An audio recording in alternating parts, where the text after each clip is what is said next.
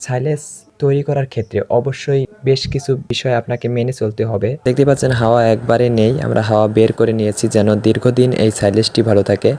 আমরা সবসময় চেষ্টা করি ভালো সাইলেজটি আপনাদের দেওয়ার জন্য। সুপ্রিয় দর্শক, কেমন আছেন আপনারা? আশা করি সকলে ভালো আছেন। আপনারা দেখতেই পাচ্ছেন আমরা সাইলেজ তৈরি করব। এটা পাকচং 1 হাইব্রিড ঘাসের সাইলেজ।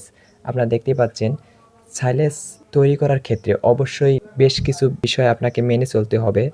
সাইলেজকে ভালো রাখার জন্য অবশ্যই ঘাস কাটার পরে 2 থেকে 3 ঘন্টা রোদে রেখে দিতে হবে।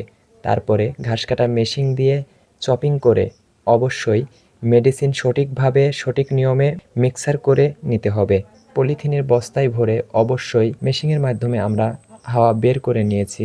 ভালোভাবে বস্তার মুখ বেঁধে ভালোভাবে রেখে দিতে হবে যেন দীর্ঘদিন এই সাইলেজটি টিকে থাকে।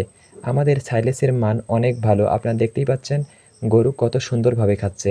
যাদের কম খরচে ভালো মানের সাইলেজ লাগবে অবশ্যই স্ক্রিনে থাকা নাম্বারে যোগাযোগ করবেন। আমরা কুরিয়ারের মাধ্যমে বাংলাদেশের সকল স্থানে পৌঁছে দিয়ে থাকি। আপনারা দেখতেই পাচ্ছেন আমরা বস্তার মুখ ভালোভাবে বেঁধে দিচ্ছি। দেখতে পাচ্ছেন হাওয়া একবারে নেই, আমরা হাওয়া বের করে নিয়েছি যেন দীর্ঘদিন এই সাইলেজটি ভালো থাকে। আমরা সবসময় চেষ্টা করি ভালো সাইলেজটি আপনাদের দেওয়ার জন্য। যাদের লাগবে অবশ্যই স্ক্রিনে থাকা নাম্বারে যোগাযোগ করবেন। সবাই ভালো থাকবেন। আল্লাহ হাফেজ।